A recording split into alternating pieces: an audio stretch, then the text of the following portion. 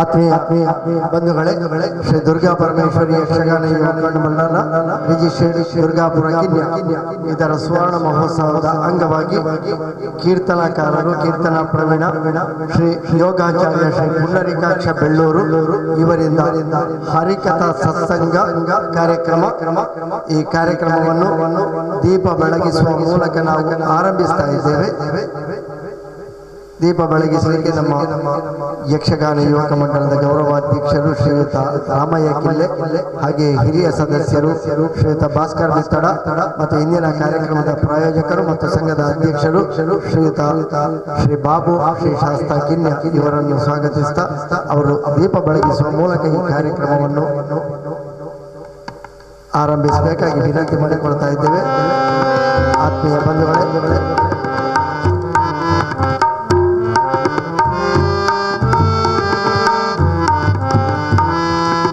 ಈ ಹರಿಕಥಾ ಸತ್ಸಂಗ ಕಾರ್ಯಕ್ರಮವನ್ನು ನಡೆಸಿಕೊಳ್ಳಲಿದ್ದಾರೆ ಯೋಗಾಚಾರ್ಯರೆಂದೇ ಪ್ರಸಿದ್ಧಿ ಪಡೆದಂತಹ ಶ್ರೀಯುತ ಪುಂಡರೀಕಾಕ್ಷ ಬೆಳ್ಳೂರು. ಇವರ ಪರಿಚಯ ಹೀಗಿದೆ.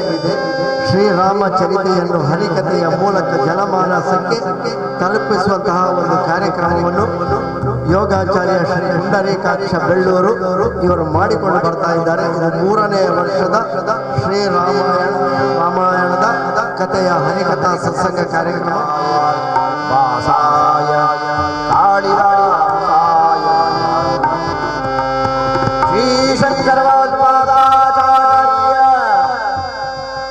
ಗುರು ಪರಂಪರಾಭ್ಯೋ ನಮಃ.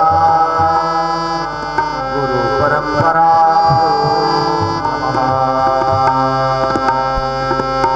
ಗುರು ಬ್ರಹ್ಮ ಗುರು ವಿಷ್ಣು ಗುರುರ್ದೇವ ಮಹೇಶ್ವರ ಗುರು ಸಾಕ್ಷಾತ್ ಪರಬ್ರಹ್ಮ ತಸ್ಮೈ ಶ್ರೀ ಗುರವೇ ನಮಃ. ಶುಕ್ಲಾಂಬರಧರಂ ಶಶಿವರ್ಣಂ ಚತುರ್ಭುಜಂ ವದನಂ ಧ್ಯಾಯೇತ್ ಸರ್ವವಿಘ್ನೋಪಶಾಂತಯೇ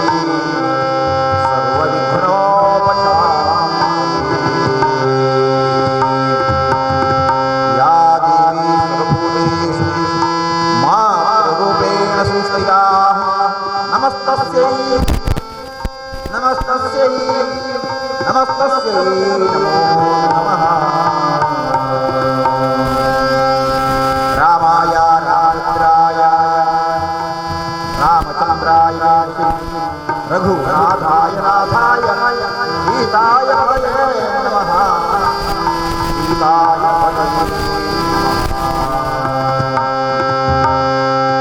ಕೀರ್ತನಾರಂಭ ಮಹಾಗಣಪತಿಯ ಸ್ಮರಣೆಯನ್ನು ಮಾಡಿ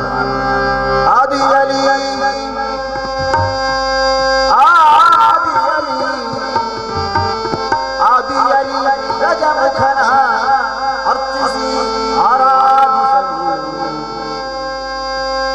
ಆದಿಯಲ್ಲಿ ಗಜಮುಖನ ಅರ್ಚಿಸಿ ಆರಾಧಿಸಲು ನೆನೆದ ಭಕ್ತರ ಮನದ ಅಭಿಷ್ಟವನೀವ. ನೆನೆದ ಭಕ್ತರ ಮನದ ಅಭಿಷ್ಟವನೀವ. ಮದವೂರ ಇಲ್ಲಿಯ ಮದವೂರ ಪುರದೊಡೆಯ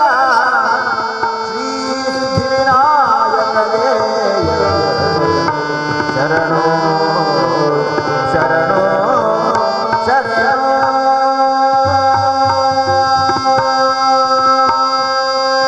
ಗಣನಾಯಕನ ನಿರ್ಮಾಣ ಗಣನಾಯಕನ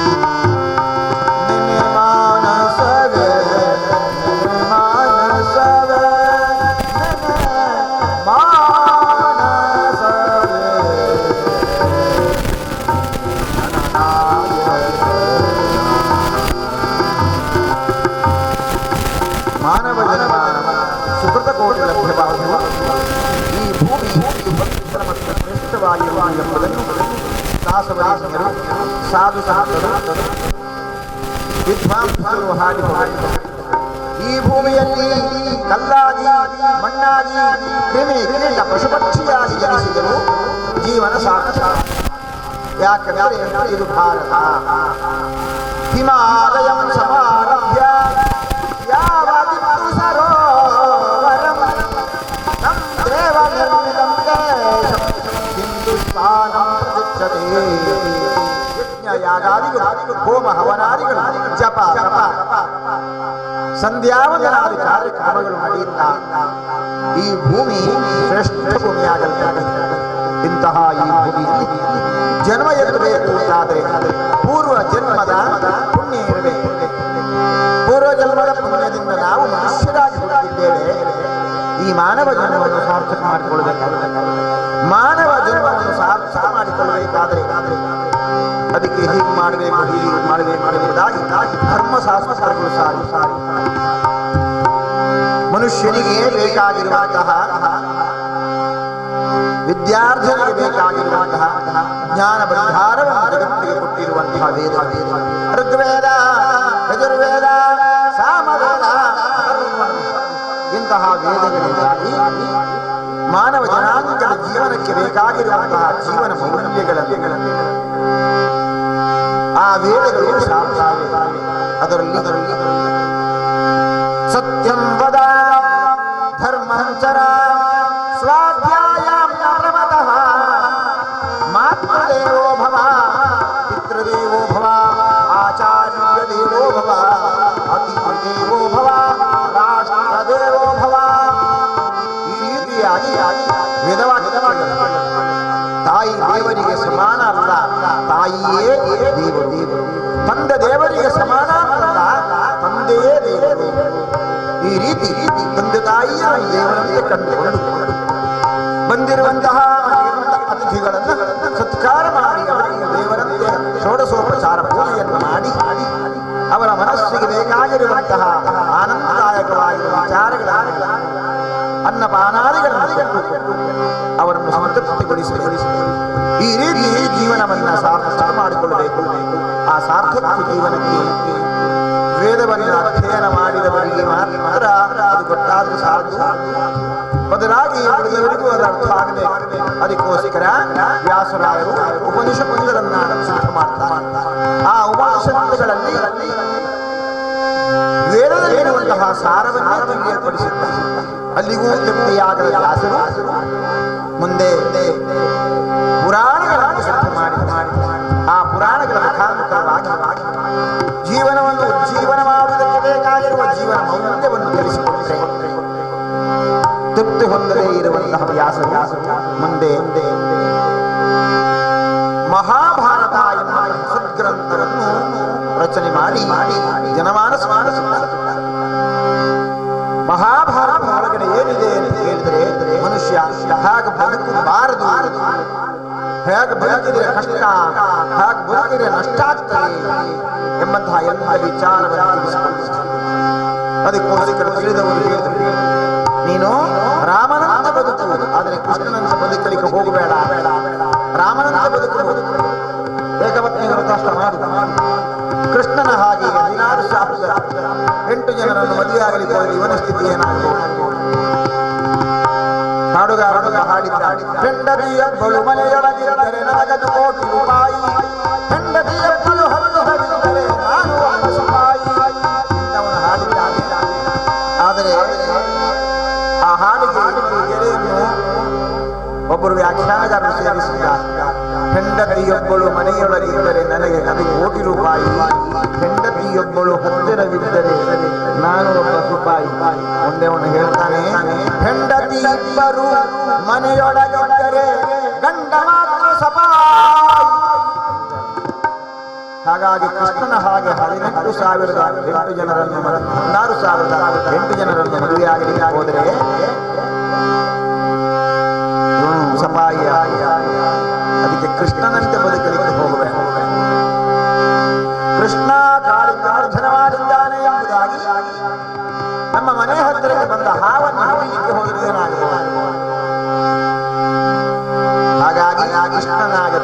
ಮಾಡಲಿಕ್ಕೆ ಅಸಾಧ್ಯವಾಗಿರುವ ಕಷ್ಟ ಅಲ್ಲ, ಅಸಾಧ್ಯ. ಆದರೆ ರಾಮನಂತೆ ಬದುಕು. ಅದಕ್ಕೋಸ್ಕರ ರಾಮಾಯಣವನ್ನು ಓದಿ ಆ ರಾಮಾಯಣದ ಜೀವನ ಮೌಲ್ಯವನ್ನು ನಮ್ಮ ಜೀವನದಲ್ಲಿ ಅಳವಡಿಸಿಕೊಳ್ಳಬೇಕು. ರಾಮನಂತೆ ಬದುಕಲಿಕ್ಕೆ ಕಲಿಬೇಕು. ಸೀತೆಯಂತಹ ಚಾರಿತ್ರ್ಯವನ್ನು ಹೊಂದಲು ತಾಯಿ ಮಕ್ಕಳೆಲ್ಲರೂ ಕೂಡ ಲವಕುಶರು, ಭರತ ಶತ್ರುಘ್ನರಂತೆಯವರಿಗೆ ಈ ಎಲ್ಲ ಗುಣಗಳನ್ನು ಮೈಗೂಡಿಸಿಕೊಳ್ಳಬೇಕು. ಅದಕ್ಕೆ 2 ಗ್ರಂಥಗಳು, ಇತಿಹಾಸ ಗ್ರಂಥಗಳು ನಮಗೆ ಹಿಂದೂ ಧರ್ಮದಲ್ಲಿ 2 ಇತಿಹಾಸ ಗ್ರಂಥಗಳು ಯಾವುದೆಲ್ಲ? ಅದು ಒಂದು ರಾಮಾಯಣ, ಮಹಾಭಾರತ. ಮನುಷ್ಯನಿಗೆ 2 ಕಣ್ಣುಗಳಿದ್ದರೆ ಆಕಾಶದಲ್ಲಿರುವ 2 ಸೂರ್ಯ ಮತ್ತು ಚಂದ್ರರು ಇದ್ದಂತೆ ಮಹಾಭಾರತ ಮತ್ತು ರಾಮಾಯಣ. ಮಹಾಭಾರತದಲ್ಲಿ ಏನು ಮಾಡಬಾರದು ಎಂಬುದನ್ನು ಹೇಳಿದರೆ ರಾಮಾಯಣದಲ್ಲಿ ಏನು ಮಾಡಬೇಕು ಎಂಬುದನ್ನು ಹೇಳಿದರೆ ಹೀಗೆ ಆ ರಾಮಾಯಣ ಮನೆ ಮನೆಗಳಿಗೆ ತಿಳಿಸಬೇಕು. ಮಾತ್ರ ಮನಗಳಿಗೆ ತಿಳಿಸಬೇಕು. ಈ ಉದ್ದೇಶದಿಂದ ರಾಮಾಯಣದ ಕಥಾನಕವನ್ನು ಈ ವರ್ಷ ಮನೆ ಮನೆಗಳಲ್ಲಿ ಮಾಡಬೇಕು ಎಂಬ ಚಿಂತನೆಯನ್ನು ಮಾಡಿ ತನ್ನ ಮೂಲಕವಾಗಿ ಮನೆಯಲ್ಲಿ ಕಾರ್ಯಕ್ರಮವನ್ನು ಮಾಡ್ತಾ ಇದ್ದಾರೆ. ಮನೆಯಲ್ಲಿರುವವರಿಗೆಲ್ಲ ರಾಮನ ಆದರ್ಶ, ಸೀತೆಯ ಆದರ್ಶ ಇತ್ತೀಚಿನ ಕಾಲಕ್ಕೆ ಬಂದರೆ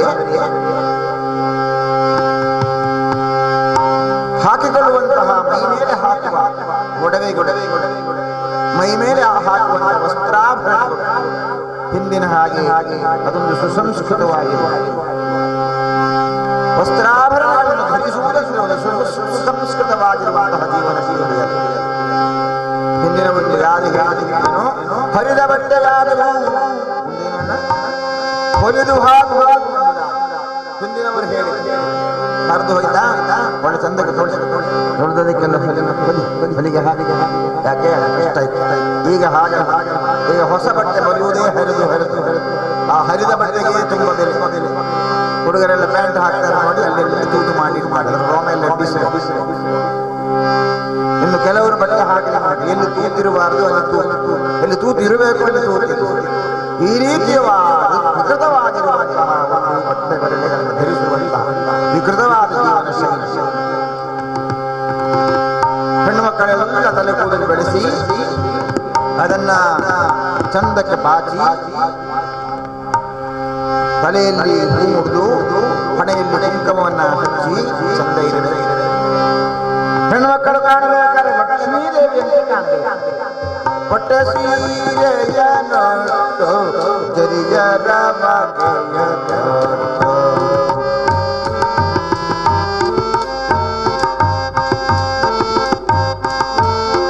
ಪಟ್ಟ ಸೀರೆಯ ನೋಟು ಜರಿಯರ ಬಗೆಯ ತೊಟ್ಟು ಇಟ್ಟು ಕಸ್ತೂರಿ ಕೊಟ್ಟು ಇಟ್ಟೆಯಂತಿಗಳು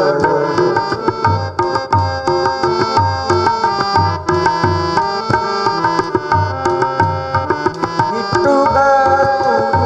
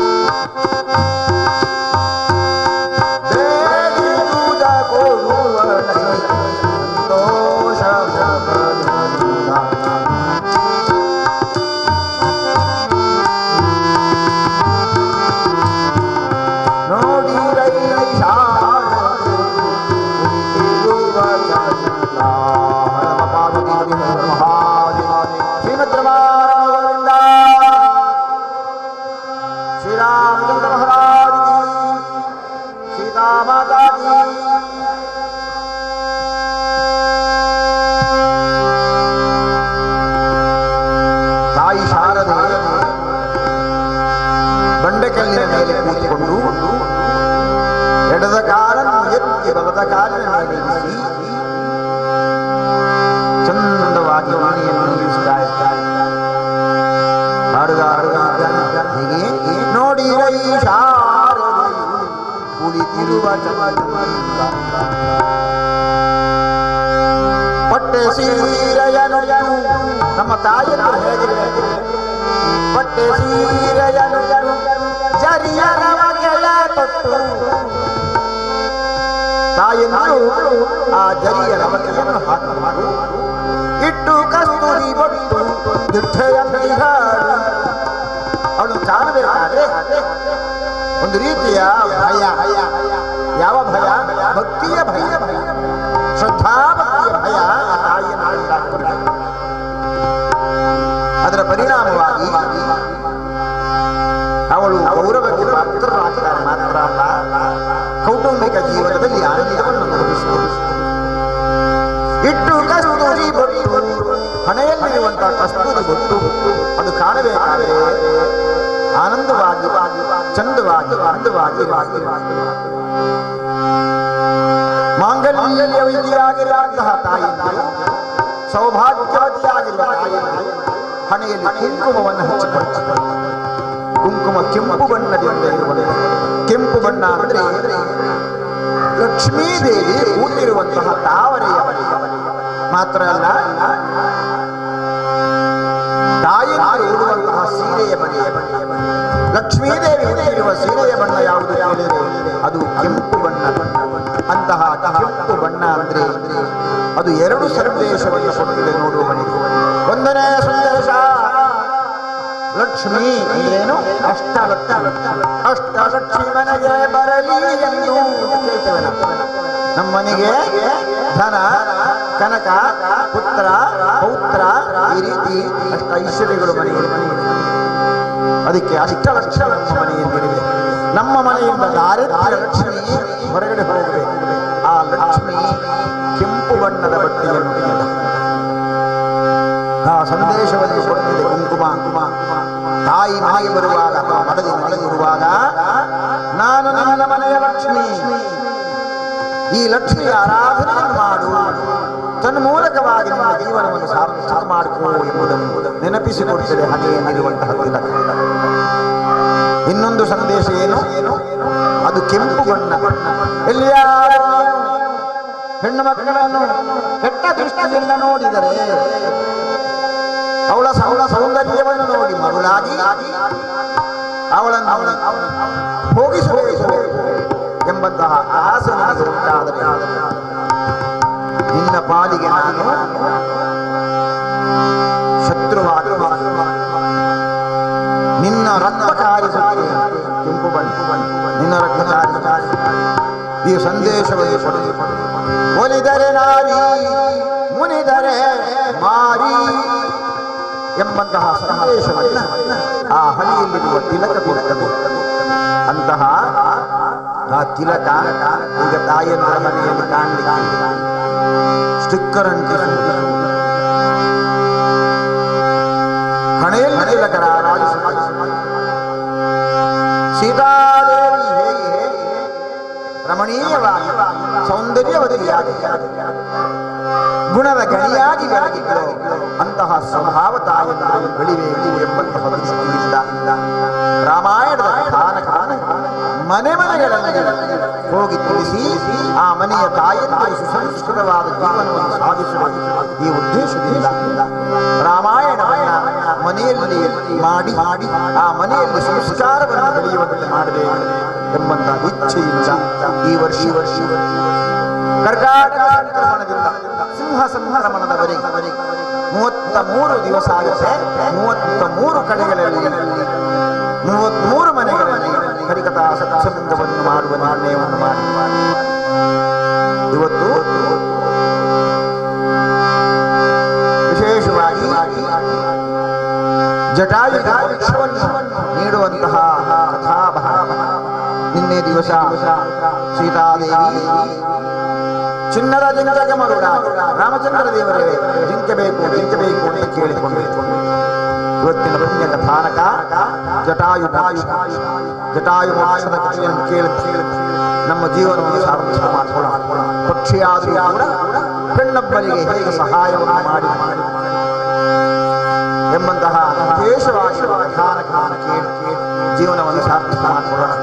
ಕಥಾ ಪ್ರಾರಂಭ ನಿಮ್ಮಲ್ಲಿ ಅನುಮತಿಯನ್ನು ಕೇಳ್ತಾ ಇದ್ದೇನೆ. ಕಥಾ ಪ್ರಾರಂಭ ಮಾಡಬೇಕು ಅಂತ ನಿಮ್ಮಲ್ಲಿ ವಿನಂತಿ ಮಾಡ್ತಾ ಇದ್ದಾರೆ.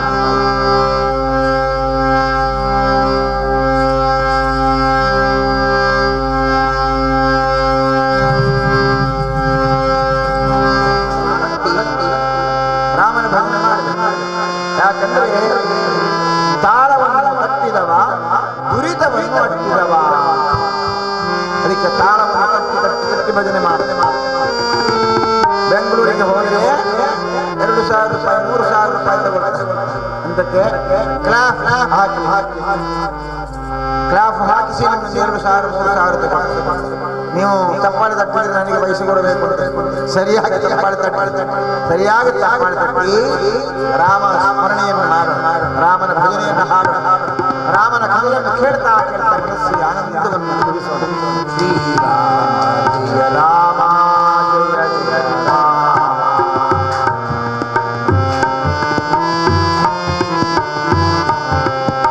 ಶ್ರೀರಾಮ ಜಯ ರಾಮ ಕೋದಂಡ ರಾಮ.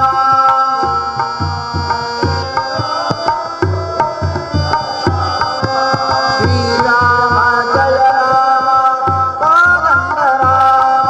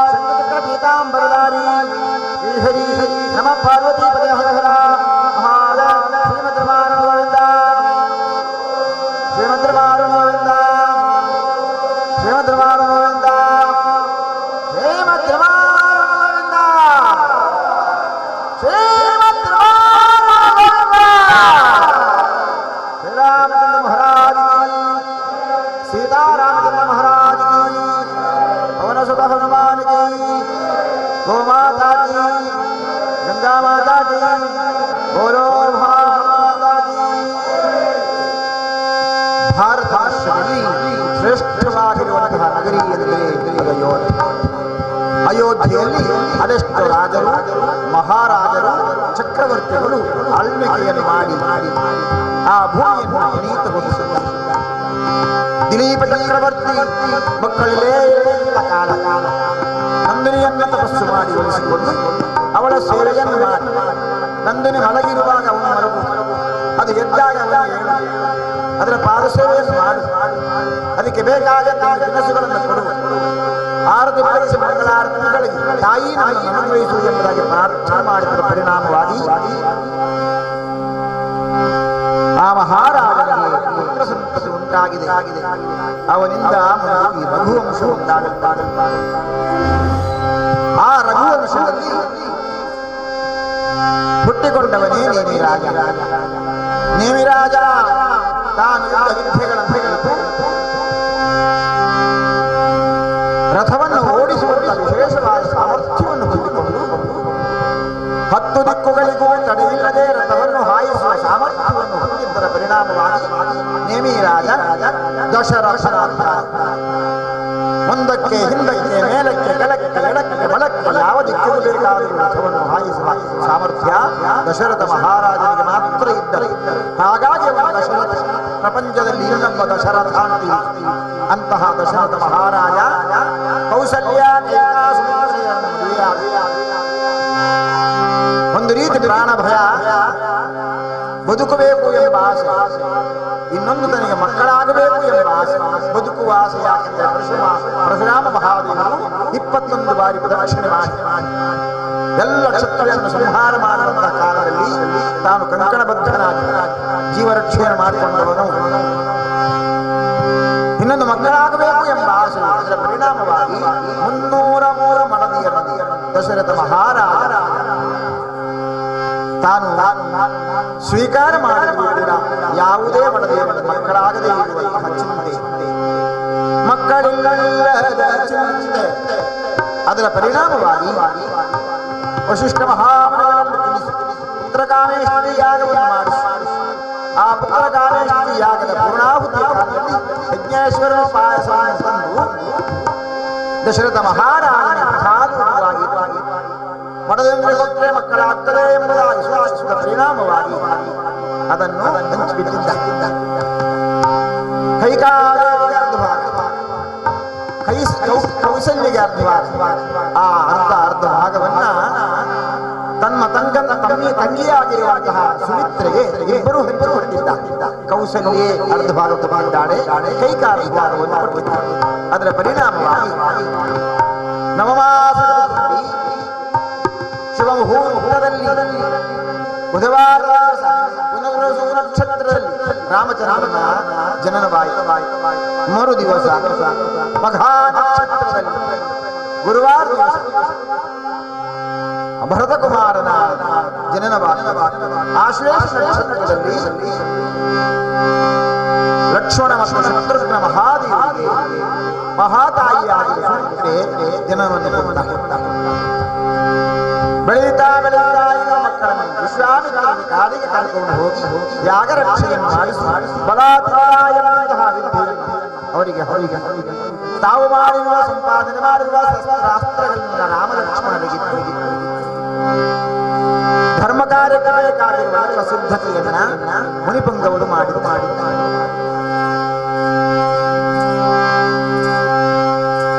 ಸತಿ ಪತಿಗಳು ಬೇರೆ ಬೇರೆಯಾಗಿ ದುಃಖಿತರಾಗಿರುವಂತಹ ಗೌತಮರು ಮತ್ತು ಅಹಲ್ಯಾದೇವಿಯ ಜೀವನವನ್ನು ಉದ್ಧಾರ ಮಾಡಿ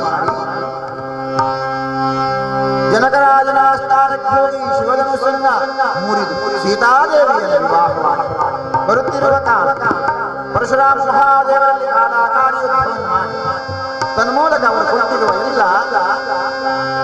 ಅಸ್ತ್ರಗಳನ್ನು ತಮ್ಮ ಶರೀರದಲ್ಲಿ ಅದ್ಭುತ ಸಾಮರ್ಥ್ಯವನ್ನು ರಾಮಚಂದ್ರನಿಗೆ ದಾರಿಯಲ್ಲಿ ಅಲ್ಲಿಗೆ ಒಂದು ಅವತಾರ ರಾಮಾವತಾರ ಪೂರ್ಣವಾಗಿ ಆರಂಭವಾಗಿದೆ. ತದನಂತರ ಊರಿಗೆ ಬಂದಿರುವಂತಹ ರಾಮಚಂದ್ರ, ಅತ್ತೆ ಮನೆಗೆ ಹೋಗಿರುವಂತಹ ಭರತ, ಇದ್ದ ಸ್ಥಾನದಲ್ಲಿ ರಾಮನಿಗೆ ಪಟ್ಟಾಭಿಷೇಕ ಕೈಕಾದೇವಿ ತಾನು ಹಿಂದೆ ಕೇಳಿರುವ ವರಪ್ರಸಾದವನ್ನು ಅನುಗ್ರಹಿಸುವಂತೆ ದಶರಥ ಮಹಾರಾಜ ಹೇಳಿ ರಾಮಚಂದ್ರ 14 ವರ್ಷ ವನವಾಸಕ್ಕೆ ಹೋಗಬೇಕು, ನನ್ನ ಮಗನಾಗಿರುವ ಭರತನಿಗೆ ಪಟ್ಟಾಭಿಷೇಕ ಆಗಬೇಕು. ಇದನ್ನು ಕೇಳಿರುವ ದಶರಥ ಮಹಾರಾಜ ಅನುಚಿತನಾಗಿ ಕಳೆದಿರುತ್ತಾರೆ. ತಂದೆಯ ಮಾತೆ ನನ್ನ ಮಾತೆ ರಾಜನಾದವರು ಮಾಡಬೇಕಾದ ಕರ್ತವ್ಯ ಎಂಬುದಾಗಿ ತಿಳಿದು ರಾಮಚಂದ್ರ ದೇವರು ಹಿಂದೆ ಮುಂದೆ ನೋಡದೆ ಕಾಡಿನ ಕಡೆಗೆ ಪಯಣವನ್ನು ನಡೆಸಿ ಸೀತಾದೇವಿಯೂ ಬಿದ್ದ ತಮ್ಮನಾಗಿರುವ ಲಕ್ಷ್ಮಣನು ಹೊರಟು ಕಾಡನ್ನು ಚಿತ್ರಕೂಟ ಎಂಬಂತಹ ಜಾಗವನ್ನು ಪ್ರವೇಶ ಮಾಡಿ ಅಲ್ಲಿ ಇರುವಂತಹ ಸಂದರ್ಭದಲ್ಲಿ ಭರತ ಕುಮಾರ ಅಣ್ಣ ನಿನ್ನ ಪಾದುಕೆಯನ್ನು ಕೊಡು, ನಿನ್ನ ಹೆಸರಿನ ರಾಜ್ಯಭಾರ ಮಾಡುತ್ತೇನೆ ಎಂಬುದಾಗಿ ಪಾದುಕೆಯನ್ನು ತೆಗೆದುಕೊಂಡು ಹೋಗಿ ಅಯೋಧ್ಯೆಗೆ ಹೋಗಿಲ್ಲ. ಮುಂದುವರೆದು ಬರುತ್ತಿದ್ದಂಥ ಕಾಲ 5 ವಟವೃಕ್ಷಗಳಿಂದ ಕೂಡಿರುವಂತಹ ಪಂಚವಟಿ ಎಂಬಂತಹ ಭೂಮಿಯಲ್ಲಿ ಪ್ರಭು ಶ್ರೀರಾಮಚಂದ್ರ ಸೀತಾ ಸಮೇತನಾಗಿ ಲಕ್ಷ್ಮಣನಿಗೆ ಆಜ್ಞಾಪಿಸಿದ್ದಾನೆ. ನಮಗೆ ಒಳಗೊಂಡಿರ್ತಕ್ಕಂಥ ಪರ್ಣಶಾಲೆಯ ನಿರ್ಮಾಣ ಹೇಳಿದ್ದೆ. ಪರಿಣಾಮವಾಗಿ ಪರ್ಣಶಾಲೆ ಸಿದ್ಧಗೊಂಡಿದೆ. ರಾಮನಿಗೆ ಸೀತೆಗೆ ಇರಲಿಕ್ಕೋಸ್ಕರ ಒಂದು ಪರ್ಣಶಾಲೆ, ತನಗೋಸ್ಕರ ಒಂದು ಪರ್ಣಶಾಲೆ, ಹೀಗೆ 2 ಪರ್ಣಶಾಲೆಗಳನ್ನು ನಿರ್ಮಿಸಿ ಆ ಕಾಡಿನಲ್ಲಿರುವ ಗಡ್ಡೆಗೆಲಸುಗಳನ್ನು ಹಣ್ಣು ಹಂಪಲುಗಳನ್ನು ತಿಂದು ಜೀವನವನ್ನು ಸಾಗಿಸ್ತಾ ಇರುವ ಶೂರ್ಪನಖಿಯ ಆಗಮನ ಅವಳ ಖಂಡನೆಯನ್ನು ಮಾಡಿ ತದನಂತರ ಬಂದಿರುವಂತಹ ಖರಾಸುರ ತುಷರ ದೂಷಣಾದಿಗಳನ್ನು ಆ ಸುದ್ದಿಯನ್ನು ಶೂರ್ಪನಖಿ ರಾವಣನಿಗೆ ತಿಳಿಸಲು ಸೀತಾದೇವಿಯನ್ನು ಹೇಗಾದರೂ ಕದ್ದುಕೊಂಡು ಹೋಗಬೇಕು ಎಂಬುದಾಗಿ ರಾವಣನಿಗೆ ತಿಳಿಸುತ್ತಿದ್ದ ಪರಿಣಾಮವಾಗಿ ರಾವಣೇಶ್ವರ ಮಾಯಾಜಿಂಕೆಯನ್ನ ಕಳಿಸಿಕೊಟ್ಟಿದ್ದಾನೆ. ಮಾವನಾಗಿರುವ ಮಾರೀಚ ಮಾಯಾಜಿಂಕೆಯ ರೂಪದಲ್ಲಿ ಬಂದು ಅತ್ತ ಇತ್ತ ಎತ್ತ ತಿರುಗುತ್ತಾ ಇರುವ ಸೀತಾದೇವಿ ಮೋಹಿತನಾಗಿ ರಾಮ ಜಿಂಕೆ ಬೇಕು ಎಂದು ಹೇಳಿದ್ದ. ಕಾಡಿಗೆ ಬರುವಷ್ಟಿಲ್ಲ, ನೀವಿಲ್ಲದ ನಾಡು ಒಂದು ಕಾಡು, ನೀವಿದ್ದ ಕಾಡೇ ನಾಡೆ, ನಿಮ್ಮ ಹತ್ತಿರವೇ ಇರವೇ ನನಗೆ ಇನ್ಯಾವುದು ಬೇಡ ಎಂಬುದಾಗಿ ಹೇಳಿರುವ ಸೀತಾ ಆ ಜಿಂಕೆಗೆ ಅಪೇಕ್ಷೆ. ಆ ಜಿಂಕೆ ಇಲ್ಲದಿದ್ದರೆ ನಾನು ಬದುಕುವುದೇ ಇಲ್ಲ. ರಾಮನಿಗೂ ಅರ್ಥವಾಗಿದೆ. ಯಾವುದಕ್ಕೂ ಆಸಕ್ತವಲ್ಲ ಸೀತಾ. ರಾಮನಿಲ್ಲದಿದ್ದರೂ ಚಿಂತೆ ಇಲ್ಲ, ಜಿಂಕೆ ಬೇಕು, ಅದನ್ನು ಮಾಡಿಸ್ತೇನೆ, ಕುಣಿಸ್ತೇನೆ, ಸತ್ತರೆ ಉಪವಾಸ ಮಾಡಿ ಹಾಕಿಕೊಳ್ತೇನೆ ಅಂತ ಹೇಳುತ್ತಾಳೆ ಸೀತೆ. ಹಾಗಾಗಿ ಇನ್ನೇ ದಿವಸ ರಾಮಚಂದ್ರ ದೇವರು ಆ ಜಿಂಕೆಯನ್ನು ಬೆನ್ನಟ್ಟಿ ಹೋಗಿ ಬಾಣವನ್ನು ಹೂಡಿದ ಕ್ಷಣ ರಾಕ್ಷಸ ರೂಪದಲ್ಲಿ ಆತ ಮಡಿದು ಬಿಟ್ಟಿದ್ದ.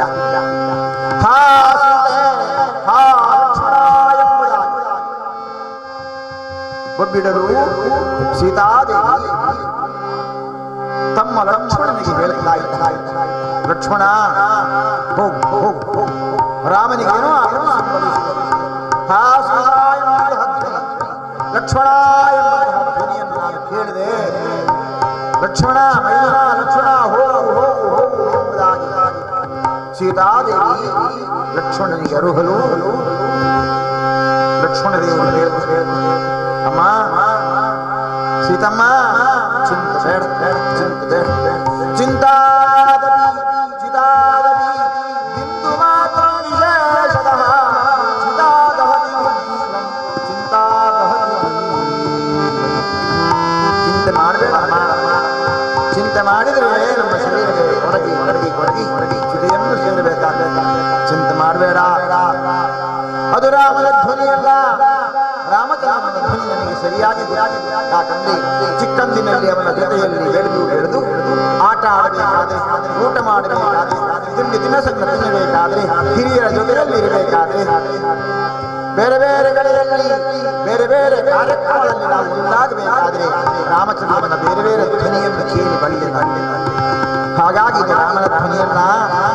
ಅಮ್ಮ ಚಿಂತೆ ಮಾಡಬೇಡಮ್ಮ ಅಂತ ಹೇಳಿದ್ರೆ ಸೀತೆ ಕೇಳಲೇ ಮತ ಹಿಡಿದು ಅರ್ಥವಾಯ್ತು. ಲಕ್ಷ್ಮಣ ನಾನು ಹೇಳಿದ್ರೆ ನೀನು ಯಾಕೆ ಹೋಗುವುದಿಲ್ಲ ಅಂತ ಈಗ ನನಗೆ ಅರ್ಥವಾಯ್ತು. ಒಂದು ವೇಳೆ ರಾಮಚಂದ್ರ ದೇವರು ಮಾಡಿದರೆ ನನ್ನ ಜೊತೆ ಸೇರಿ ಜೀವನವನ್ನು ಸಾಗಿಸಬಹುದು ಅಂತ ನೀನು ಯೋಚನೆ ಮಾಡಿದ್ದೀಯ. ಅದಕ್ಕೋಸ್ಕರ ರಾಮನನ್ನು ರಕ್ಷಣೆ ಮಾಡಲಿಕ್ಕೆ ನೀನು ಹೋಗುವುದಿಲ್ಲ ಅಂತಿದೆಯಲ್ಲ ಇರುವಾಗ ಶಿವ ಶಿವ ಎರಡೂ ಕರ್ಣಗಳನ್ನ ಮುಚ್ಚಿ ಅಮ್ಮ ಇಂತಹ ಕೆಟ್ಟ ಯೋಚನೆಯನ್ನು ನಾನೆಂದು ಮಾಡಿ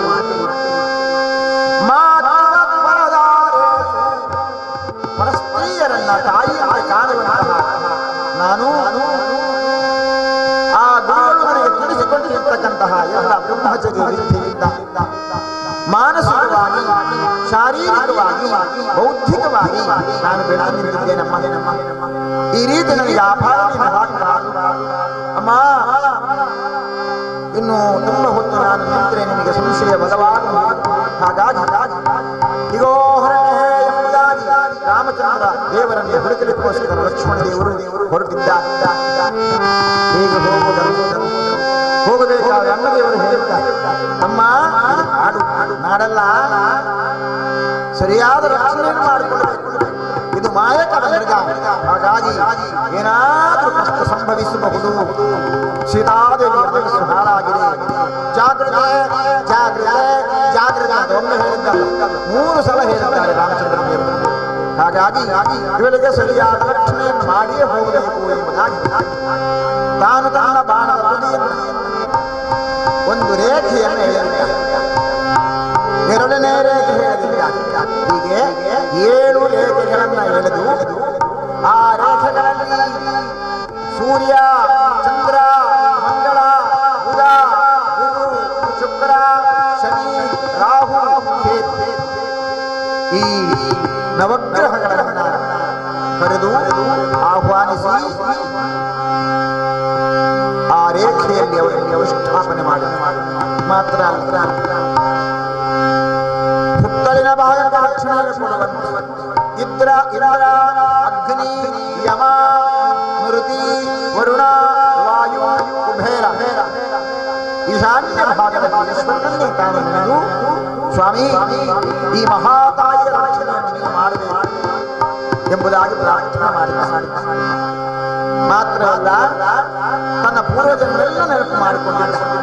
ಪ್ರಭು ಇರಬಹುದು, ನಹುಷ ಇರಬಹುದು, ಇಂತಹ ನಮ್ಮ ರಾಜ್ಯದಲ್ಲಿ ಯಾರ್ಯಾರು ರಾಜ್ಯಭಾರ ಮಾಡಿದ್ದ, ನನ್ನ ಜನನಕ್ಕೆ ಯಾರ್ಯಾರು ಕಾರಣರಾಗಿದ್ದಾರೆ ಅಂತಹ ತಮ್ಮ ಪೂರ್ವಜರನ್ನು ಅರ್ಥಾತ್ ಪಿತೃದೇವತೆಗಳನ್ನೆಲ್ಲ ಸ್ಮರಣೆ ಮಾಡಿ ಈ ಮಹಾತಾಯಿಯ ರಕ್ಷಣೆಯನ್ನು ಮಾಡಬೇಕು ಎಂಬುದಾಗಿ ಮನಸ್ಸಿನಲ್ಲಿ ಪ್ರಾರ್ಥನೆ ಮಾಡಿ, ಅಮ್ಮ ಏನೇ ಕಷ್ಟ ಬಂದರೂ ಕೂಡ ಈ ಗೆರೆಗಳನ್ನು ದಾಟಿ ಮುಂದೆ ಬರಬೇಡ, ಮುಂದೆ ಬರಬೇಡ, ಆದಷ್ಟು ಬೇಗ ರಾಮಚಂದ್ರನ ಕರೆದುಕೊಂಡು ಬರ್ತೇನೆ, ಯಾರು ಬಂದರೂ ಹೊರಗೆ ಬರಬೇಡ ಮತ್ತೆ ನೆನಪು ಮಾಡಿಕೊಂಡು ಲಕ್ಷ್ಮಣ ದೇವರು ಸೀತಾಮಾತೆ ಭಕ್ತರಿಂದ ನಿಧಾನವಾಗಿ ದುಃಖದಿಂದ ಹಿಂದೆ ತಿರುಗಿ ನೋಡಿದ ಆ ತಾಯಿಯ ಮುಂದೇನು ಕಷ್ಟಗಳು ಬರಬಹುದೋ ಎಂಬುದಾಗಿ ಚಾಗೆ ಮಾಡ್ತಾ ರಾಮಚಂದ್ರ ದೇವರನ್ನು ಕಾಡಿನಲ್ಲಿ ಹುಡುಕಲಿಕ್ಕೋಸ್ಕರ ಹೊರಟು ಬಂದಿದ್ದ. ಇದೇ ಒಳ್ಳೆಯ ಸಮಯ ಎಂಬುದಾಗಿ ನೋಡಿಕೊಂಡು ಕೊರ್ರಮಾಮ ಹೇಳಿದ ಮಾತು ಕರ್ತವಂತ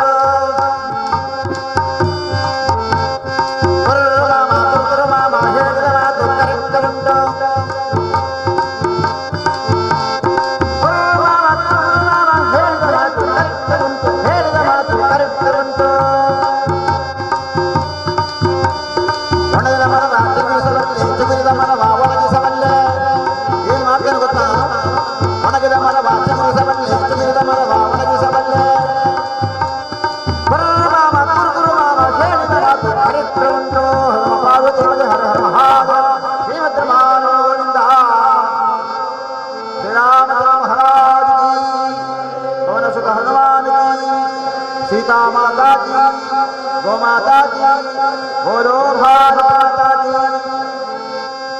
ಹೀಗೆ ರಾವಣೇಶ್ವರ ಸನ್ಯಾಸಿ ವೇಷವನ್ನು ಧರಿಸಿಕೊಂಡು ತಾನು ಮಹಾ ಸಾಧ್ವಿ, ತಾನು ದೊಡ್ಡ ಸಾಹಸವಂತ, ತನಗೆ ಎಲ್ಲ ವಿದ್ಯೆಗಳು ಗೊತ್ತು. ಈ ರೀತಿಯಾಗಿ ತಾನು ಬಂದು ಆ ತಾಯಿಯ ಮನೆಗೆ ನಿಂತಿದ್ದ. ಮಹಾತಾಯಿಯಾಗಿರುವಂತಹ ಸೀತಾ 2 ಕೈಗಳನ್ನು ಜೋಡಿಸಿ ಆ ಸನ್ಯಾಸಿಗೆ ನಮಸ್ಕಾರವನ್ನು ಬಿದ್ದು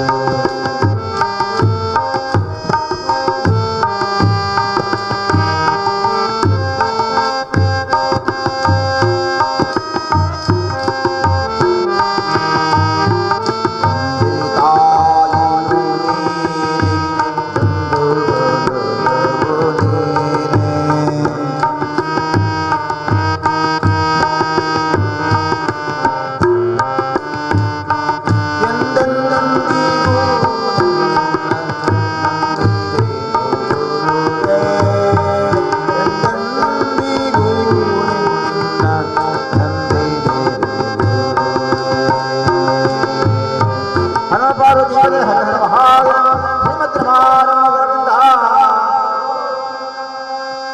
ಆ ಪತಿವ್ರತ ಶಿರೋಮಣಿಯಾಗಿರುವಂತಹ ಸೀತಾದೇವಿ ಎರಡು ಕೈಗಳನ್ನ ಜೋಡಿಸಿ ಶಿರಬಾಗಿ ಆ ಬಂದಿರುವಂತಹ ಸನ್ಯಾಸಿಗೆ ದೊಡ್ಡ ನಮಸ್ಕಾರ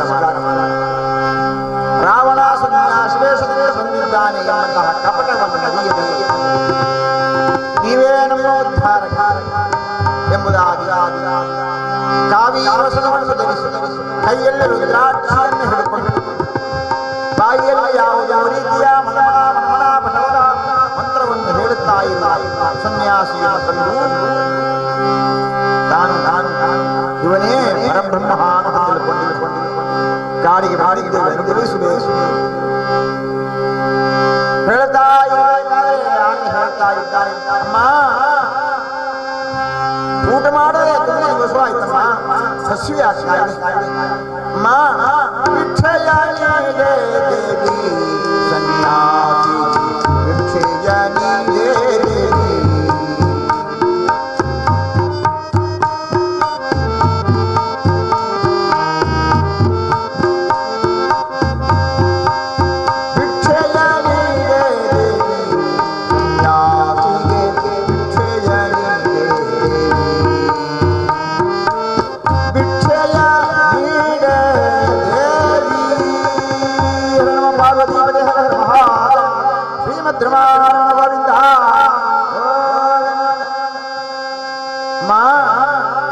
ಭಿಕ್ಷುಕ ನಿಮ್ಮಲ್ಲಿ ಬಂದು ಯಾಚಿಸ್ತಾ ಇದ್ದ ಕೊಡಬಾರ್ದ್ರಿ ಊಟವಿಲ್ಲದೆ ಅದೆಷ್ಟು ದಿನ ಹಸಿವೆಯಿಂದ ಬಂದಿದ್ದೇನೆ ಏನಾದ್ರೂ ಕೊಡು ಅಂತ ಕೇಳುವಾಗ ಹಾಗೆ ಹೇಳ್ತಾಳೆ ಅಡಿಗೆ ಊಟಗಳೆಂಬ ಗೊಡವೆಯೇ ಯಮಗಿಲ್ಲ ಅಡುಗೆ ಫಲಹಾರ ಏನಾದರೂ ಕೊಡುವೆನೆಂದರೆ ಅಮ್ಮನಾಜಿಯ ಮೀರಿ ಮುಂದೆ ಅಡಿಗಲ ಸ್ವಾಮಿ ನಾವು ಇಲ್ಲಿ ಅಡಿಗೆ ಮಾಡುವುದಿಲ್ಲ ಅನ್ನವೇ ಇಲ್ಲ ಸಾರು ಸಾಂಬಾರು ಯಾವುದಿಲ್ಲ ನಾವು ಕಾಡಿಗೆ ಬಂದೇನೆ ಹಣ್ಣು ಹಂಪಲುಗಳನ್ನು ತಿನ್ನುವುದು ಗಡ್ಡೆ ಗೆಣಸುಗಳನ್ನು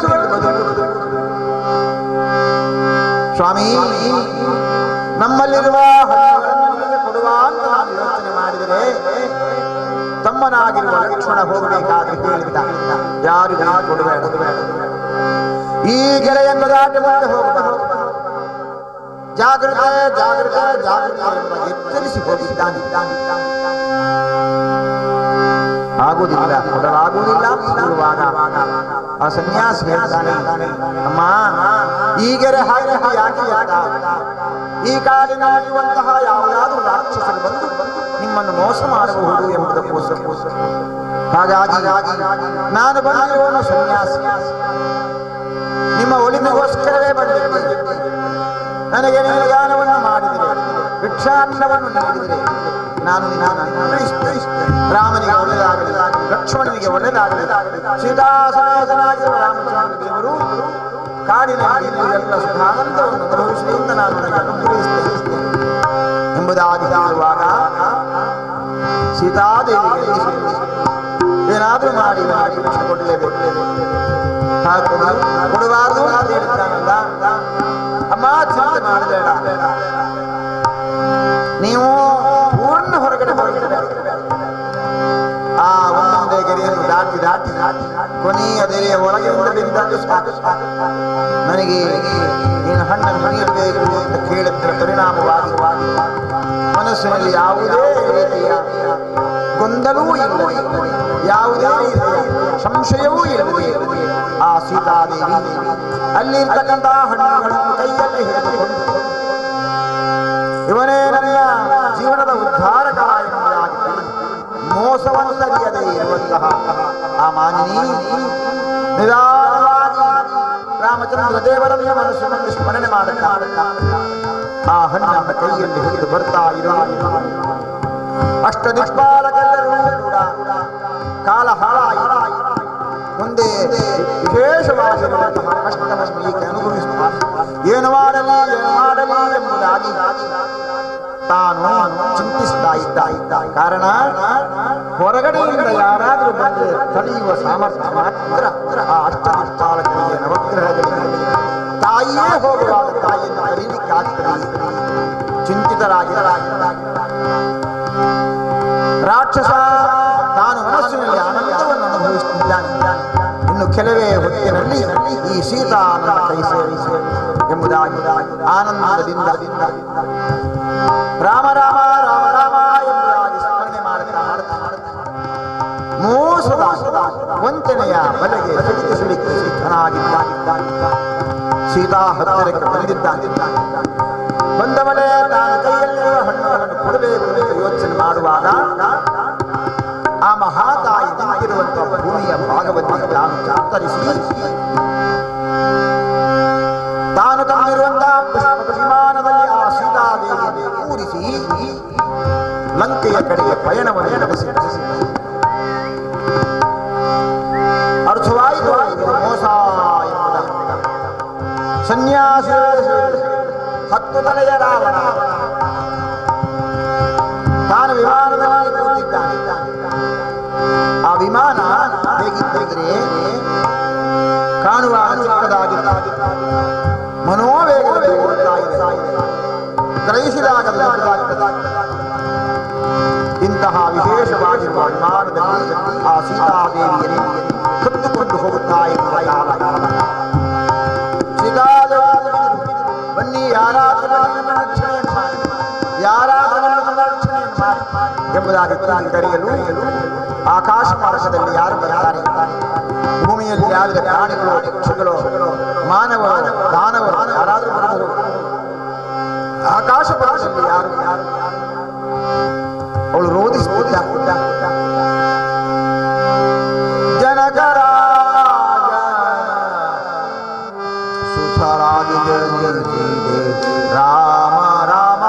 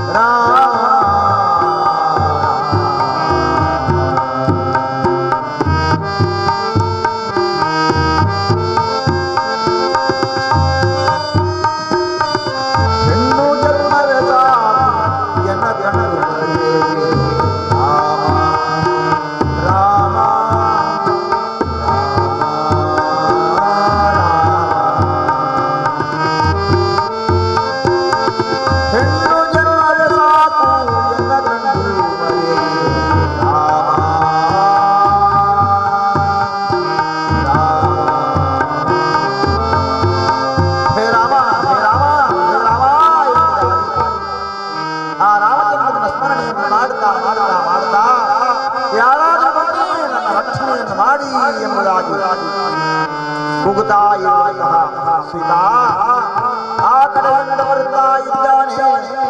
ಪಕ್ಷಿರಾಜ ತನ್ನ 2 ರೆಕ್ಕೆಗಳನ್ನು ಅಗಲಿಸಿ ಯಾವುದೋ ಒಂದು ರೋಧನ ಕೇಳ್ತಾ ಇದೆ. ಅದು ಹೆಣ್ಣಿನಂತೆ ಅವಳ ರಕ್ಷಣೆಯನ್ನು ಮಾಡಬೇಕು ಎಂಬುದಾಗಿ ಆ ರೆಕ್ಕೆಯನ್ನು ಅಗಲ ಮಾಡುತ್ತಾ ಬರುತ್ತಾ ಇದ್ದ. ಧ್ವನಿ ಕೇಳಿಸ್ತಾ ಇರುವ ಈ ವಿಮಾನದಿಂದ ಎಂಬುದಾಗಿ ಅರಿತಿರುವಂತಹ ಪಕ್ಷಿರಾಜ ಬಂದು ತರಲು ನಿಲ್ಲಿಸಿದ್ದ. ಎಲ್ಲಿಗೆ ಕೊಂಡು ಹೋಗ್ತಾ ಇದ್ದೀಯ? ಈ ಮಹಾತಾಯಿಯಾಗಿರುವಂತಹ ಹೆಣ್ಮಗಳನ್ನು ಹಿಡ್ಕೊಂಡು ಹೋಗ್ತಾ ಇದ್ದೀಯ. ಸೀತಾದೇವಿ ಅಂತ ಪಕ್ಷಿರಾಜನಿಗೆ ಬಂದಿದ್ದ. ಆದರೆ ಇವ ರಾಕ್ಷಸ, ಇವ ಮೋಸದಿಂದ ಕೊಂಡು ಹೋಗ್ತಾ ಇದ್ದಾನೆ. ಇದನ್ನು ಅರ್ಥ ಮಾಡಿಕೊಂಡು ಎಲ್ಲಿಗೆ ಒಯ್ಯುವ ಈ ರೀತಿ ಪ್ರಶ್ನೆ ಹಾಕಿ ಆ ವಿಮಾನ ಮುಂದೆ ಹೋಗದಂತೆ ತಡೆ ಹಿಡಿಯಬೇಕಾದರೆ ಯೋಚನೆ ಮಾಡ್ತಾ ಏನ್ ಮಾಡುವುದು? ಸಣ್ಣ ಪಕ್ಷಿಯಲ್ಲ, ದೊಡ್ಡ ಪಕ್ಷ. ರಾವಣೇಶ್ವರ ಆಕಾಶ ಮಧ್ಯದಲ್ಲಿ ತಡೆಗಿಡುತ್ತಿಲ್ಲ. ನೋಡುವಂತೆ ಒಂದು ಪೆಟ್ಟು ಬಿತ್ತು ರೆಕ್ಕೆಯಿಂದ ಬಿದ್ದದ್ದು ಸರಿಯಾಗಿ ಎಡಭಾಗಕ್ಕೆ. ಮುಖದ ಒಂದು ಭಾಗವೇ ಹರಿದು ಹೋದಂತ ಅನುಭವ. ಇದು ಸಾಮಾನ್ಯ ಹಕ್ಕಿಯಲ್ಲ ಎಂಬುದಾಗಿ ಯೋಚನೆ ಮಾಡಬೇಕಾದರೆ ಇನ್ನೊಂದು ಪೆಟ್ಟು ಬಿದ್ದಿದೆ. ಆ ಪೆಟ್ಟು ಬೀಳಬೇಕಾದರೆ ಸಹಿಸಿಕೊಳ್ಳಿಕ್ಕಾಗದೆ ಕಣ್ಣೀರು ಸುರಿಸ್ತಾ ಇದ್ದಾನೆ ರಾವಣೇಶ್ವರ. ಇನ್ನೇನ್ ಮಾಡೋಣ? ಎಲ್ಲಿಯಾದರೂ ಹಕ್ಕಿ ತನ್ನ ಕೊಂಬುಗಳಿಂದ ತನ್ನ ಕಣ್ಣನ್ನೇ ಕುಕ್ಕಿಬಿಟ್ಟರೆ ಮುಂದೇನಾಗಬಹುದು ಎಂಬ ಭಯದಿಂದ ಏನೂ ಮಾಡಲಿಕ್ಕಾಗದೆ ಚಿಂತಿಸುತ್ತಾ ಇದ್ದ. ಏನ್ ಮಾಡೋಣ? ಯಾವುದೇ ಅಪಾಯವನ್ನು ಉಪಾಯದಿಂದ ನಿವಾರಣೆ ಮಾಡಿಕೊಳ್ಳಬೇಕು ಎಂಬಂತಹ ಅರಿವನ್ನು ತಿಳಿದಿರುವಂತಹ ರಾವಣೇಶ್ವರ, ಹೇ ಪಕ್ಷಿರಾಜ, ನೀನು ಭಾರಿ ದೊಡ್ಡ ಸಾಧಕ. ನಿನ್ನ ಸಾಧನೆ ಮೆಚ್ಚಿದ್ದೇನೆ. ನಿನ್ನಲ್ಲಿ ಯುದ್ಧ ಮಾಡಲಿಕ್ಕೆ ನನಗೆ ಸಾಧ್ಯ. ಹಾಗಾಗಿ ನೀನು ಈಗ ಗೆಲ್ಲಬೇಕು ಅಥವಾ ನಾನು ಗೆಲ್ಲಬೇಕು. ಗೆಲ್ಲುವುದಕ್ಕೋಸ್ಕರ ಯುದ್ಧ ಮಾಡಬೇಕು. ಆ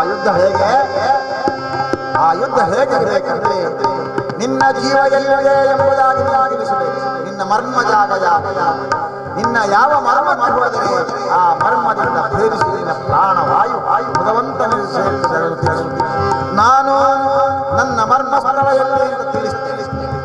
ಹೀಗೆ ಯುದ್ಧವನ್ನು ಮಾಡೋಣ.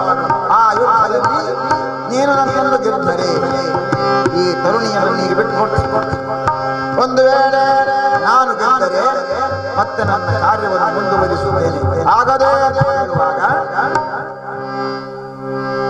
ಮೋಸವನ್ನು ಸರಿಯದೇ ಇರುವಂತಹ ತಾಯು ತಾನು ಒಪ್ಪಿಗೆಯನ್ನು ಕೊಟ್ಟಿದ್ದ. ಮಾತ್ರವಲ್ಲ, ತನ್ನ ರೆಕ್ಕೆಗಳಲ್ಲಿಯೇ ನನ್ನ ಪ್ರಾಣ ಶಕ್ತಿ ಇರುವಂಥದ್ದು ಎಂಬುದಾಗಿ ತಿಳಿಸುತ್ತದೆ. ನಿನ್ನ ಪ್ರಾಣ ಯಾವುದೇ ಹೇಳು ಎಂಬುದಾಗ ಆತ ಹೇಳ್ತಾನೆ, ನನ್ನ ಕಾಲಿನ ಬೆರಳುಗಳಲ್ಲಿ ಪ್ರಾಣ ಇದೆ. ಹಕ್ಕಿ ತನ್ನ ಕಾಲನ್ನು ಹಾಕಿದರೆ ರಾವಣನಿಗೆ ಯಾವ ಆಘಾತವೂ ಆಗಲಿಲ್ಲ. ರಾವಣೇಶ್ವರ ಚಂದ್ರಾಯುಧವನ್ನು ತೆಗೆದು ಆ ಹಕ್ಕಿಯ ರೆಕ್ಕೆಯನ್ನು ಕುಂಡರಿಸಬೇಕಿದ್ದಾನೆ. ರೆಕ್ಕೆಯನ್ನು ಕಳ್ಕೊಂಡಿರುವಂತಹ ಪಕ್ಷಿರಾಜ, ಪಕ್ಷಿಗೆ ರೆಕ್ಕೆಯೇ ಆದ ನಡೆದಾಡಿ ಹೋಗಲಿಕ್ಕೆ ಸಾಧ್ಯತೆ. ರೆಕ್ಕೆಯನ್ನೇ ಕಳ್ಕೊಂಡಿರುವಂತಹ ಪಕ್ಷಿ ಹಾರಾಡಲಿಕ್ಕೆ ಸಾಧ್ಯವೇ? ಯುದ್ಧ ಮಾಡಲಿಕ್ಕೆ ಸಾಧ್ಯವೇ? ಕಳ್ಕೊಂಡಿರುವಂತಹ ರೆಕ್ಕೆಗಳು ತುಂಡು ತುಂಡಾಗಿ ಕೆಳಗಡೆ ಬಿದ್ದಿದೆ. ರಕ್ತ ಹರಿತಾ ಇದೆ, ಪ್ರಾಣ ಕ್ಷೀಣಿಸ್ತಾ ಇದೆ. ಆ ಮಹಾತಾಯಿ ಸದಾ ನನ್ನ ರಕ್ಷಣೆಗೋಸ್ಕರ ಬಂದಂತಹ ಈ ಪ್ರಾಣಿ ಪಕ್ಷಿಯನ್ನ ಕೊಂದ. ಹೇ ಪಕ್ಷಿರಾಜ, ಈ ವಾರ್ತೆಯನ್ನ ರಾಮಚಂದ್ರನಿಗೆ ಹರಿಸಿದ ಮೇಲೆ ನಿನ್ನ ಪ್ರಾಣ ಹಾರಿ ಹಾರಿ ಅಲ್ಲಿವರೆಗೆ ನಿಮಗೆ ಪ್ರಾಣದಾನ ಮಾಡಿದ್ದೇನೆ ಎಂಬುದಾಗಿ ಪತಿವ್ರತಾ ಶಿರೋಮಣಿಯಾಗಿರುವ ಸೀತಾ ವರವನ್ನಿತ್ತಳು ಸೀತೆ. ಆ ಮಹಾತಾಯಿ ವರವನ್ನು ಕೊಟ್ಟು ಪಕ್ಷಿರಾಜನ ಪ್ರಾಣ ಹಾರಿ ಹಾರಿ ಆಶೀರ್ವಾದವನ್ನು ಮಾಡಿ ರಾವಣೇಶ್ವರ ತನ್ನ ವಿಮಾನವನ್ನು ದಕ್ಷಿಣ ಪಥದಲ್ಲಿ ಮುಂದುವರಿಸ್ತಾ ಇದ್ದ ಎಂಬಲ್ಲಿಗೆ ಜಟಾಯು ಮೋಕ್ಷ ಎಂಬಂತಹ ಕತೆಗೆ ಮಂಗಳವನ್ನು ಹಾಡಲಿಕ್ಕೋಸ್ಕರ ನಿಮ್ಮಲ್ಲಿ ಅನುಮತಿಯನ್ನು ಹೇಳ್ತಾರೆ. ಚಲಿಸುವ ಜನದಲ್ಲಿ ಮನುಷ್ಯನಿಗೆ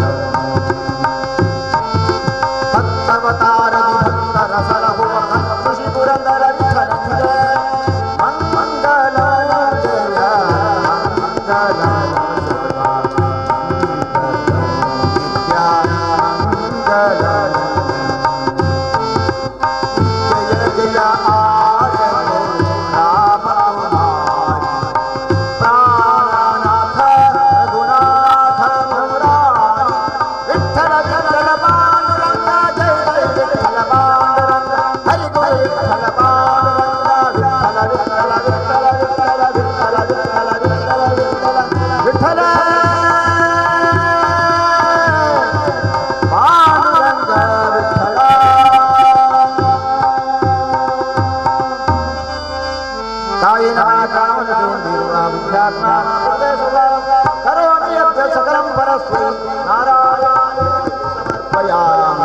ನಾರಾಯಣಾಯೇತಿ ಸಮರ್ಪಯಾಮಿ ಕಾಯೇನ ವಾಚಾ ಮನಸೇಂದ್ರಿಯರ್ವಾ ಕರೋಮಿ ಯಜ್ಞ ಸಕಲಂ ಪರಸ್ಸೇ ನಾರಾಯಣಾಯೇತಿ ಸಮರ್ಪಯಾಮಿ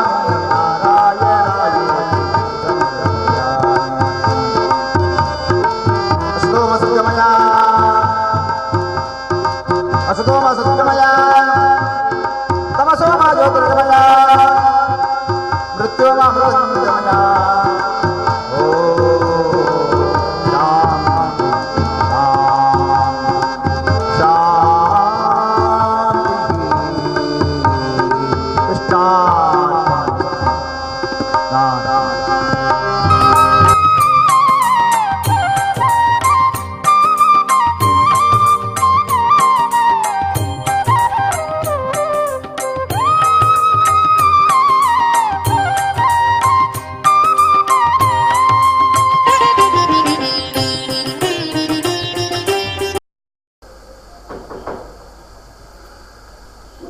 ಕಳೆದ ವರ್ಷ 33 ದೇವಸ್ಥಾನಗಳಲ್ಲಿ ಹರಿಕಥಾ ಸತ್ಸಂಗವನ್ನು ಮಾಡಲಾಗಿತ್ತು.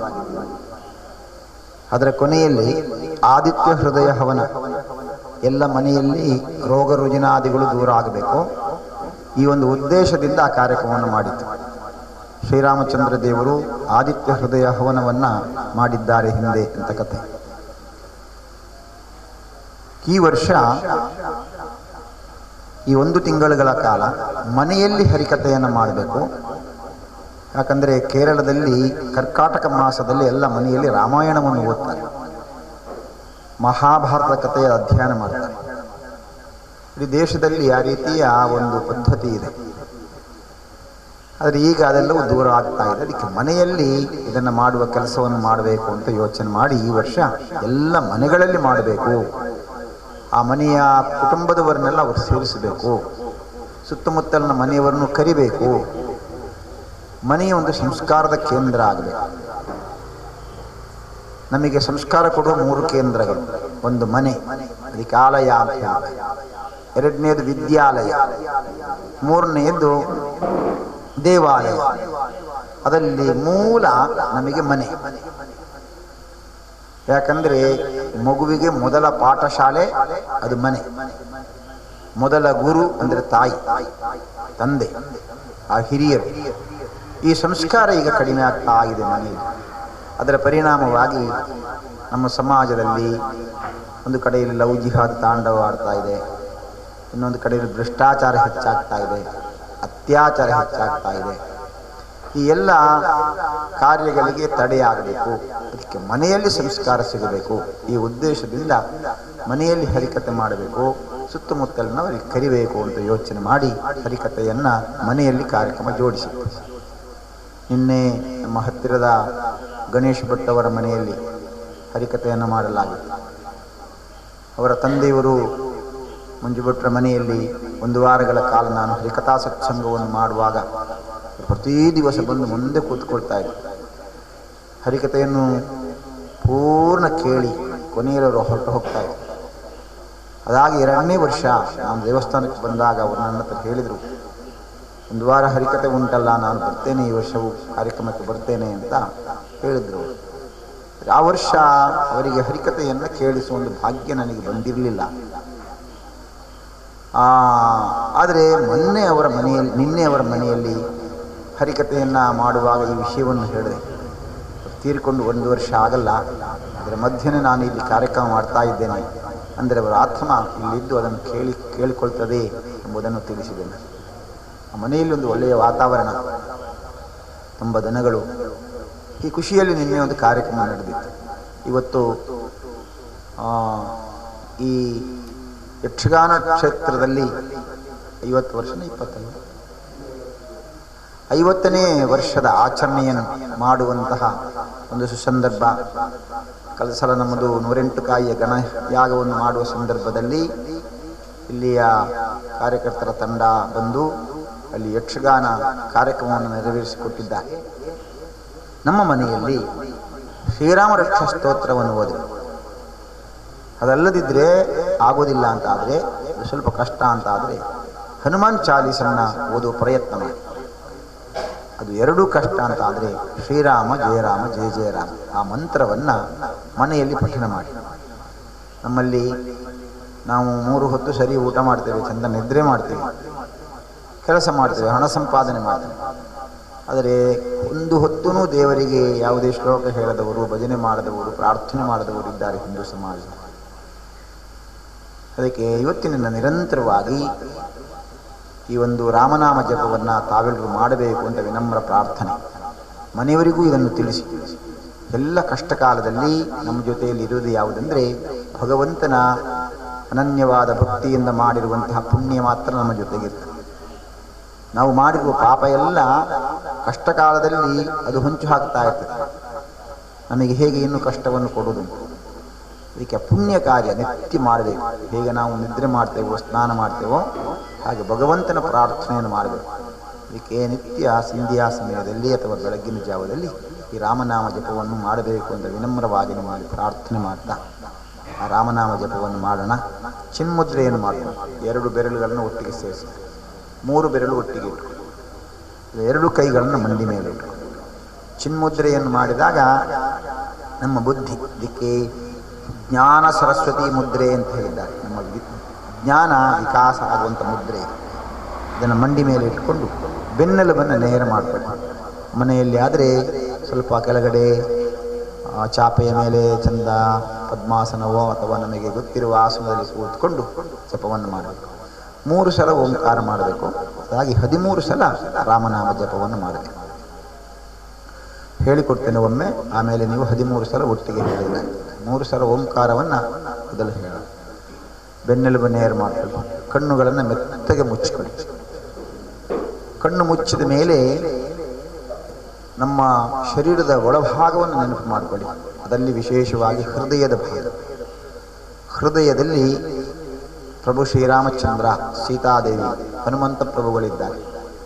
ಶ್ರೀರಾಮಚಂದ್ರ ಅಂದರೆ ನಮ್ಮ ಆತ್ಮ, ಸೀತಾ ಅಂದರೆ ಶಕ್ತಿ ದೇವತೆ. ಅದು ಎರಡೂ ಇರುವುದು ಹೃದಯದಲ್ಲಿ. 3ನೇವನು ಮುಖ್ಯ ಪ್ರಾಣ. ಅವನು ನಮ್ಮ ಶರೀರದ ಒಳಗಡೆ ಹೊರಗಡೆ ಹೋಗ್ತಾ ಇರ್ತಾನೆ. ಗಾಳಿ ಯಾವಾಗ ಹೊರಗಡೆ ಒಳಗಡೆ ಹೋಗ್ತಾ ಇರ್ತವೋ ಆಗ ನಮ್ಮ ಪ್ರಾಣ ಶಕ್ತಿ ಅದು ವೃದ್ಧಿ ಆಗ್ತಾ ಇದೆ, ಆರೋಗ್ಯ ವೃದ್ಧಿ ಆಗುತ್ತೆ. ಅಂತಹ ಮುಖ್ಯ ಪ್ರಾಣದೇವರನ್ನು ಸ್ಮರಣೆ ಮಾಡಿಕೊಳ್ಳಿ. ಮುಖ್ಯ ಪ್ರಾಣವನ್ನು ಸ್ಮರಣೆ ಮಾಡಿ ನಿಧಾನ ಉಸಿರು ತಗೊಳ್ಳಿ. ಪೂರ್ಣ ಉಸಿರು ತಗೊಳ್ಳಿ. ಹಿಗ್ಗಿಸ್ಕೊಳ್ಳಿ. ಇನ್ನೂ ಹಿಗ್ಗಿಸಿ 3 ಬಾರಿ ಓಂಕಾರ ಹೇಳೋಣ. ಹೇಳಿ ಓ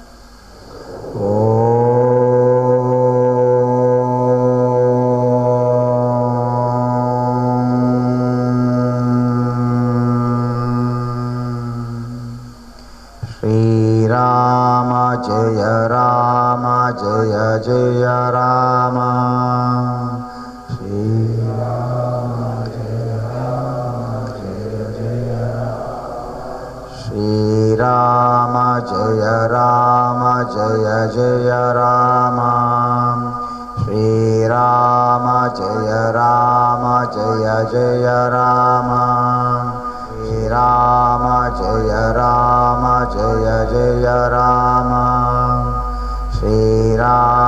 जय राम जय जय राम श्री राम जय राम जय जय राम श्री राम जय राम जय जय राम श्री राम जय राम जय जय राम श्री राम जय राम जय जय राम श्री राम जय राम जय जय राम श्री राम जय राम जय जय राम श्री राम जय राम जय जय राम सर्वे सन्तु निरामया सर्वे भद्राणि पश्यन्तु मा कश्चित् दुःखभाग् भवेत्।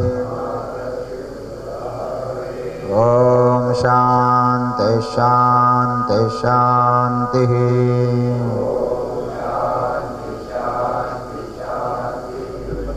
ರಾಮಾಯಣ ಮಾಸಾಚರಣೆ ಹಾಗೆ ಅದರ ಮುನ್ನೋಟಗಳ ಬಗ್ಗೆ ಕೀರ್ತನದಾಸರು, ಹರಿಕಥಾ ಕೇಸರಿ, ಅನೇಕ ಬಿರುದುಗಳನ್ನು ಪಡೆದಂತಹ ಶ್ರೀಯುತ ಪುಂಡರೀಕ್ಷ ಬೆಳ್ಳೂರು ಇವರು ಈ ತನಕ ಹರಿಕಥಾ ಸತ್ಸಂಗವನ್ನು ನಡೆಸಿಕೊಟ್ಟರು. ಇವರಿಗೆ ನಿಮ್ಮೆಲ್ಲರ ಪರವಾಗಿ ತುಂಬ ಹೃದಯದ ಧನ್ಯವಾದಗಳು. ಹಾಗೆ ಇಂದಿನ ಸೇವಾಕರ್ತರಾದಂತಹ ಬಾಬು ಶಾಸ್ತಕಿನ್ಯ ಇವರು ಸೇವಾ ರೂಪವಾಗಿ ತಮ್ಮ ಕಾಣಿಕೆಯನ್ನು ಅರ್ಪಿಸ್ತಾ ಇದ್ದಾರೆ.